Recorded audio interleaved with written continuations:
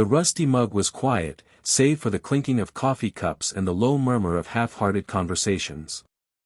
The late afternoon sun slanted through dusty windows, casting long shadows on the cracked linoleum floor. Trinity sat alone by the window, her wheelchair angled slightly away from the room's center, as if she wished to disappear into the peeling wallpaper behind her.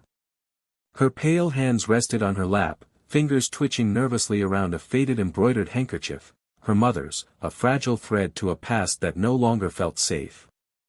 Across the room, 3 figures appeared, rough and deliberate like storms on the horizon. Red, with his scarred face and a permanent sneer, led the trio, followed by Vic and Lenny, his shadowy enforcers. Their leather jackets creaked as they sauntered in, the smell of sweat and gasoline trailing behind them. The atmosphere shifted, the warmth in the room suddenly felt brittle and thin, like glass ready to shatter. Their eyes fixed on Trinity immediately, not with curiosity, but with a predatory hunger. To them, she was not a person, but an easy target, a fragile symbol of weakness ripe for mockery. Red's lips curled into a cruel smile as he leaned in, his voice a low growl. "Hey, cripple girl, you really think you belong here?" Trinity's eyes flickered, wide and dark pools of pain mingled with a flicker of defiance. Her lips parted, but no words came out. Fear and humiliation tangled in her throat, choking her voice into silence. She felt their gaze burrow into her skin, stripping away her dignity piece by piece. The room seemed to shrink, the faces around her blurred into a suffocating haze of judgment and indifference. Vic stepped forward, shoving the wheel of Trinity's chair with a rough, calculated shove. The chair rocked dangerously, and a cold wave of panic crashed through her chest. The motion jolted her back against the cracked plaster wall. She clenched her teeth, not wanting to give them the satisfaction of hearing her cry out. Red's laughter cut through the room like a knife, sharp and merciless. "Don't spill your coffee, huh? Wouldn't want to mess up that pretty little handkerchief either," Lenny said, reaching over and deliberately brushing the corner of the cloth with the sole of his boot. The once pristine fabric now bore a dirty smear, a quiet emblem of her shattered sanctuary. Around them, the patrons of the rusty mug looked away, their eyes darting to the floor or pretending to be absorbed in their drinks. The silence wasn't peaceful, it was complicit. Each heartbeat in Trinity's chest hammered against the hollow echo of isolation. She was trapped in a space that offered no refuge, no ally, only cold apathy and cruelty masked as silence. Her mind recoiled, retreating into memories of better days, her mother's gentle hands, the lullabies whispered in the dark, the soft promises of safety that now felt like distant echoes from another life. But those memories were fragile, and the present was merciless. In this room, she was not Trinity, not a daughter, not a friend. She was simply the cripple, a target marked by their disdain.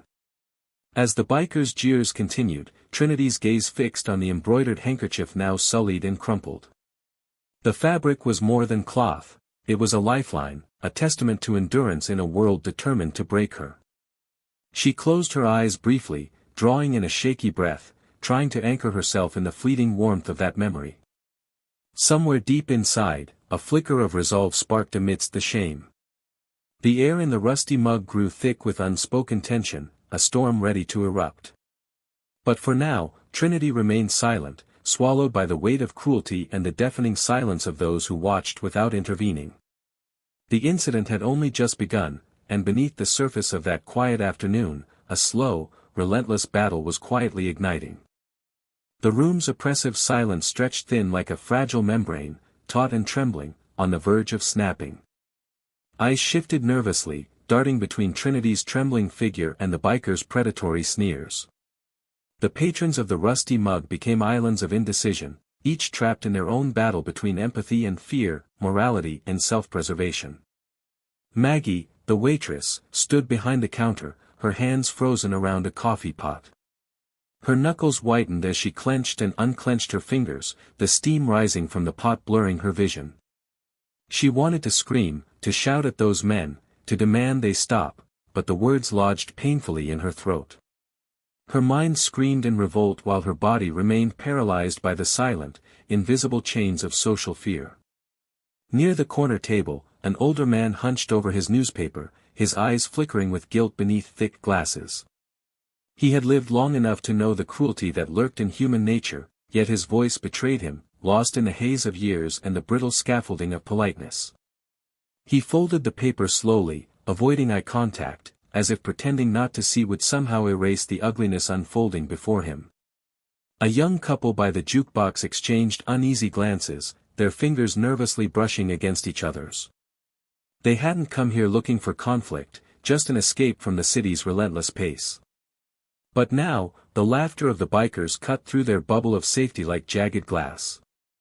The woman's breath hitched, and the man's jaw clenched, his mind racing with conflicting urges, to intervene, to flee, to stand powerless. Even the bartender, a grizzled man named Carl with a heart often hidden beneath layers of cynicism, found himself frozen behind the bar. His usual sarcastic retorts and gruffness were silenced, replaced by a suffocating helplessness. He reached for a rag but let it fall to the counter, his eyes clouded with something close to shame. Beneath the surface, each person wrestled with the invisible chains of bystander paralysis, the cruel paradox where conscience battled fear, and silence became complicity. They feared the bikers' retaliation, the social cost, the awkwardness of stepping into conflict. Yet the weight of their inaction pressed heavily on their hearts, leaving a bitter taste of guilt. Trinity's own gaze flickered among them, catching the slightest flicker of recognition in Maggie's eyes, a silent plea almost imperceptible. But the promise of help remained a ghost, distant and intangible. The room's stillness was not peace, it was a collective surrender, a testament to the fragile boundary between courage and cowardice. In that moment, the cruelty was not only in the bikers' mocking laughter but also in the collective silence that swallowed Trinity's suffering whole. It was a silence that screamed louder than any insult, a deafening roar of human indifference and fractured morality. As the seconds ticked by, the atmosphere thickened, a heavy fog of shame and helplessness settling over the room. And in that suffocating quiet, Trinity's pain became a mirror reflecting not just her own vulnerability but the fractured humanity of everyone present, a silent reckoning waiting to be confronted or forever buried. Amia's phone buzzed sharply on the cluttered kitchen table, the sudden sound slicing through the quiet hum of the evening. She hesitated before reaching for it, her fingers trembling ever so slightly. The name on the screen was enough to make her heart stutter, Trinity. The weight of those 4 letters pressed down on her chest, dragging up memories she tried desperately to bury, memories of fragile smiles, whispered fears, and promises made under the cold light of hospital rooms. Her breath hitched as she answered, voice barely above a whisper. Trinity. What's wrong? The tremor in the voice on the other end, barely audible, soaked in shame and fear, spoke volumes before the words came.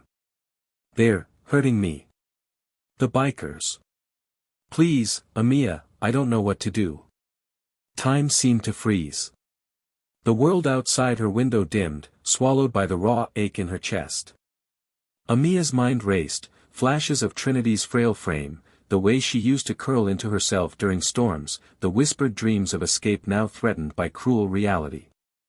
She felt the cold sting of helplessness gnaw at her ribs, but beneath it sparked a fierce, burning resolve. This was no longer a memory. This was now. Her fingers tightened around the phone, knuckles whitening. Stay where you are. I'm coming. I'm not leaving you. The journey to the rusty mug was a blur of flashing streetlights and gnawing anxiety. Amia's thoughts swirled, a tempest of doubt and determination. Could she protect Trinity from this? Would her presence be enough to cut through the suffocating silence of bystanders? Her hands gripped the steering wheel as if it were a lifeline, the lines between past and present blurring in the rearview mirror of memory. When she pushed open the door to the rusty mug, the air hit her like a slap, thick with tension, heavy with unsaid words and lurking menace. Her eyes swept the room, locking instantly on Trinity, seated and trembling, a delicate bird caught in a storm. The bikers noticed her too, their mocking grins faltering just a little, a crack in their armor. Amia's voice cut through the tension, calm but firm, carrying a weight that demanded attention. Enough. The suddenness of the word shocked the room, like a clap of thunder on a clear day. The biker's sneers faltered, replaced by wary glances. Patrons blinked, the paralysis of fear momentarily replaced by a flicker of hope. Amiya moved with quiet confidence toward Trinity, her presence a shield forged in years of shared pain and unspoken bonds. As she reached Trinity's side, her hands gently steadied the wheelchair, grounding them both. She met Trinity's eyes, dark pools of vulnerability, and silently promised she would fight for her, that no silence would swallow her pain again. The room seemed to hold its breath, caught between the fragile hope Amiya's arrival had sparked and the lingering shadow of cruelty. But for the first time in what felt like forever, Trinity felt a flicker of strength. It wasn't just the physical presence beside her, it was the fierce, unyielding spirit Amiya carried, a beacon in the crushing darkness. And as Amiya stood guard, unwavering, the rusty mug shifted. The quiet complicity began to crack. Somewhere deep inside, the first threads of change had begun to weave. Amiya's footsteps faltered as she closed the door behind her, the sudden quiet of the rusty mug wrapping around her like a suffocating shroud. The air was thick, not just with the smell of stale beer and smoke, but with the heavy weight of unspoken pain and fractured histories. She scanned the dim room until her eyes settled on Trinity, a fragile, trembling figure whose every breath seemed tethered to a threadbare hope. Their eyes met, and in that instant, years of silence and distance collapsed into a single, raw moment. Amiya's chest tightened, the old ache resurfacing, a deep, gnawing wound carved from the memory of loss, fear, and the cruel passage of time. Trinity's gaze was haunted, shadowed by the scars of nights spent fighting invisible battles, by the loneliness that only those who have been truly broken know. Trin, Amiya's voice cracked, low and trembling, like a fragile branch bending under the weight of a storm. She stepped closer, tentative yet desperate, reaching out but afraid to touch, as if afraid that any wrong move might shatter what little remained. Trinity's lips quivered, a fragile smile ghosting across her face before dissolving into tears, silent, aching tears that spoke louder than any words. She turned away briefly, hiding behind a veil of shame and years of bitterness. The wheelchair beneath her seemed both a prison and a fragile sanctuary, a symbol of all the battles she had fought and the ones she still faced. Amiya swallowed hard, forcing herself to bridge the chasm of time and pain. "I'm here now.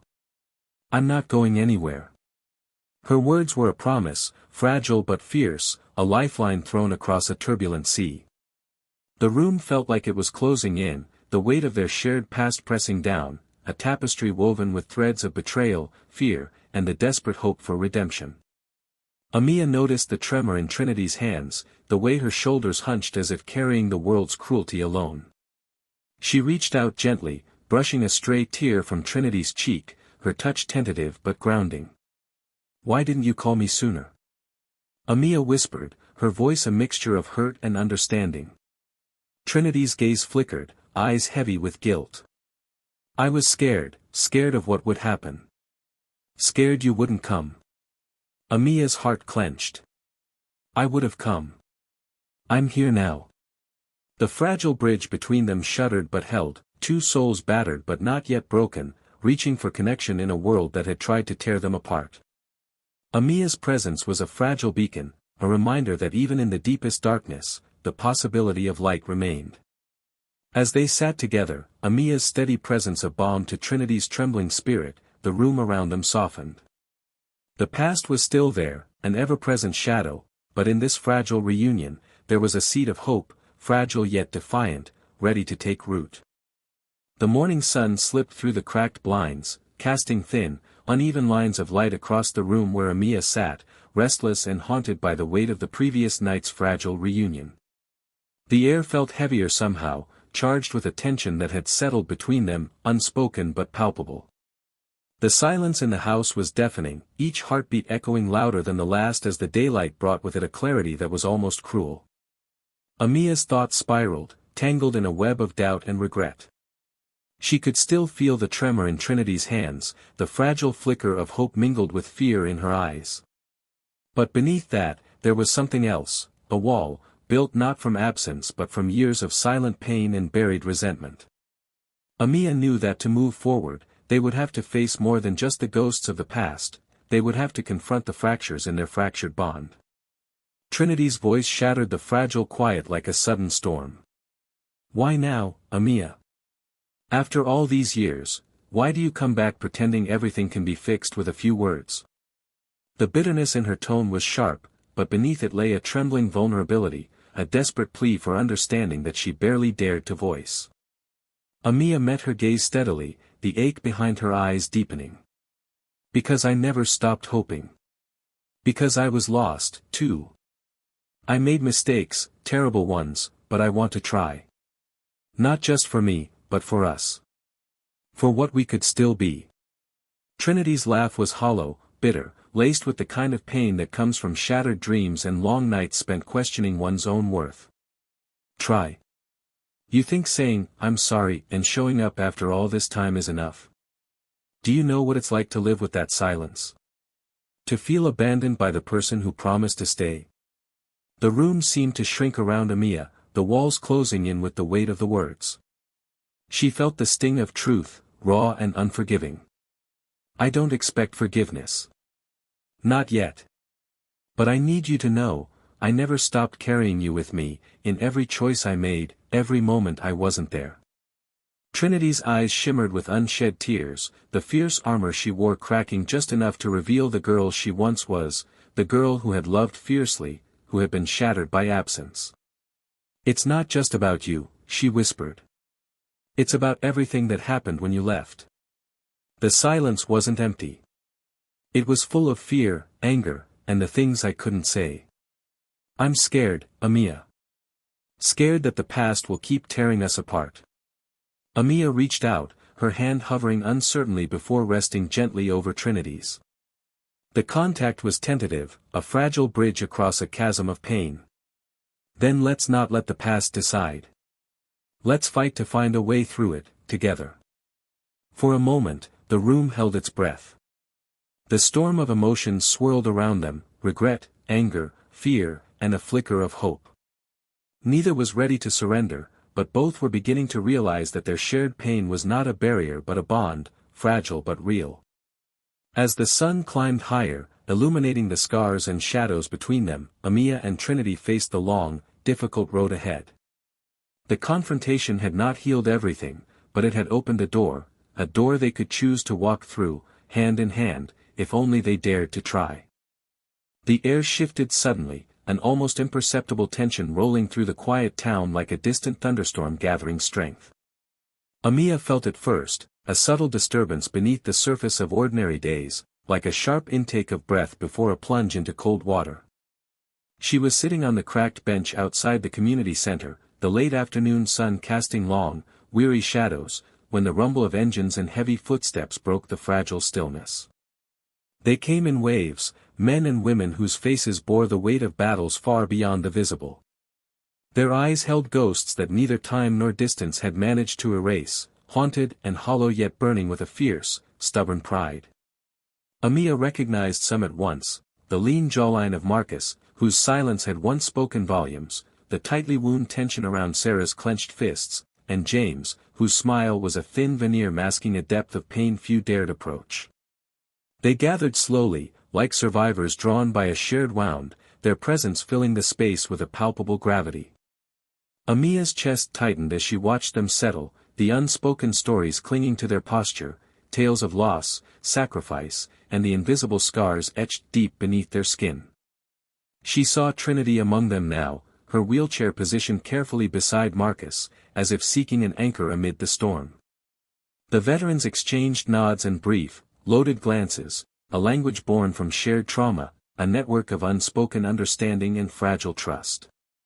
Yet beneath the surface, Amia sensed the tremors of old conflicts, of battles not just fought on distant fields but within their very souls. The room was heavy with silence, the kind that speaks louder than words, each face a testament to the wars fought in the dark, in the quiet hours when memories surge and courage falters. Amia's thoughts raced. How many of these people had lost more than just limbs? How many had lost parts of themselves they could never reclaim? She felt the fragile thread that connected them all, the aching loneliness of survival, the isolation even among comrades, and the desperate hope for redemption.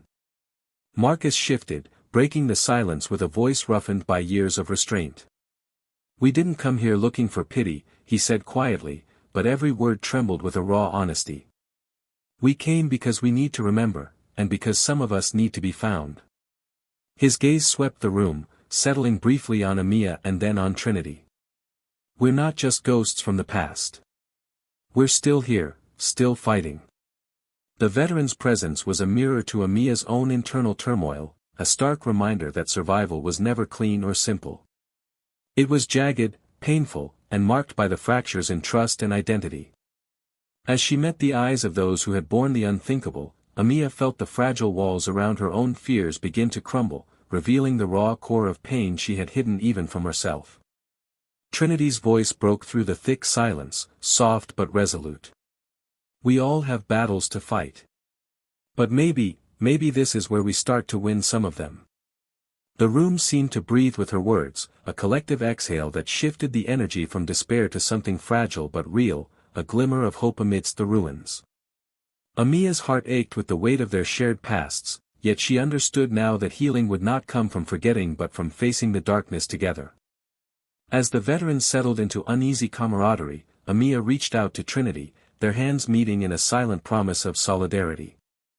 Around them, the echoes of war and trauma lingered, but so did the possibility of something new, fragile yet fiercely alive. The days that followed were not marked by grand gestures or sudden revelations, but by quiet, almost imperceptible shifts, the kind that start deep inside, like a slow-burning ember in a cold, forgotten hearth. Amia felt it first, the subtle loosening of the tight coil of fear and doubt that had gripped her for so long. The veterans had come and gone, but their presence lingered, a stubborn echo in the hollow spaces of her mind. It was as if the fractured pieces of her world, once jagged and sharp, were beginning to align, imperfect, yes, but somehow fitting together in a way she hadn't dared imagine. She found herself drawn to the small moments, the brief exchange of smiles with Trinity, the way Marcus's guarded eyes softened when he spoke about the future, or the quiet strength in Sarah's resolve. These were people who had endured storms that left scars both visible and invisible, and yet they moved forward, carrying their pain not as a burden but as a part of their story. Amia realized that she too had been carrying her pain like a weight, dragging it silently behind her, afraid to let go because doing so felt like losing a part of herself. But change, she understood now, was not about erasing the past. It was about learning to live with it, to fold it into the fabric of who she was becoming. The fractures didn't have to define her, they could be the lines of a map, guiding her towards something new. One evening, as the sun dipped low and painted the sky with bruised purples and golds, Amia sat alone by the river, the water's steady flow a balm to her restless thoughts. She thought of the veterans, each of them a testament to resilience and the complexity of survival.